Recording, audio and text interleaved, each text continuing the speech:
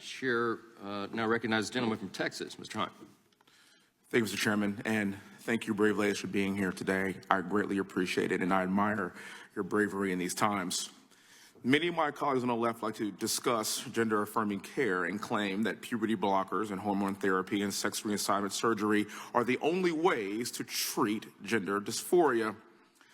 Once a child expresses a feeling of gender dysphoria, instead of questioning the root cause of that feeling, that child will more likely than not be on a fast track to gender reassignment surgery, or otherwise known as genital mutilation.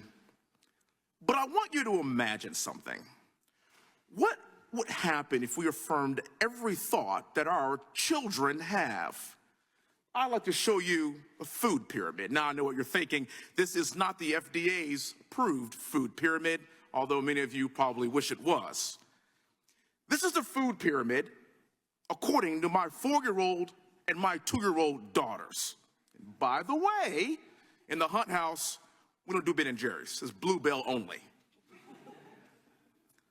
If my children had their way, they would have ice cream for breakfast, lunch, and dinner, and for every single meal in between. Oh, the wisdom of children. But in a sane country, we know that children are mature enough to make adult decisions that will impact the rest of their lives. That's why we have parents. Children cry for ice cream, but as parents, we have the wisdom to know that ice cream is not in their best interest, particularly their long-term interest. I want to thank my parents, Willie and Diane Hunt. They had 3 children. All 3 of us went to West Point. All 3 of us served our country. All 3 of us earned multiple master's degrees from Ivy League schools. Do you know why?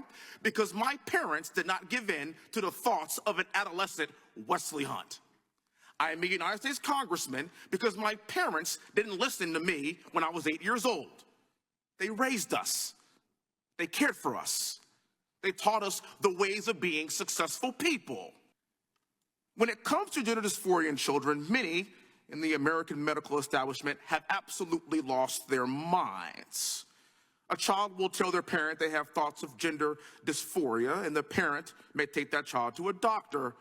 But the doctor, instead of questioning the root cause of the dysphoria, will instead affirm the child's thoughts and proceed with gender-affirming care. But as many as my colleagues on the left want you to believe, there isn't widespread agreement on how to treat gender dysphoria. I can assure you that child mutilation is not the answer. In fact, in Finland, Sweden, France, Norway, and the UK are reversing course and asking questions. In the UK, their only national gender clinic for children shut down last year by court order. What do their doctors know that our doctors don't? I'm sorry we're here right now. I'm sorry, Ms. Cole. We failed you. Ms. Scanlon, my daughters are going to watch this because you have become their new hero, and I can assure you that my 4-year-old and my 2-year-old daughters will not change in front of biological men. This is ridiculous. I don't care what party you are a part of. If you think that we're all equal and the same biologically, you've literally lost your mind. And when my 2 daughters work hard in the sport, work hard in their craft to be the best that they can be amongst other women, they will compete against other women. I owe Victoria and Olivia and every other young lady in this country that. If you think I'm wrong, I am not the problem. I can assure you.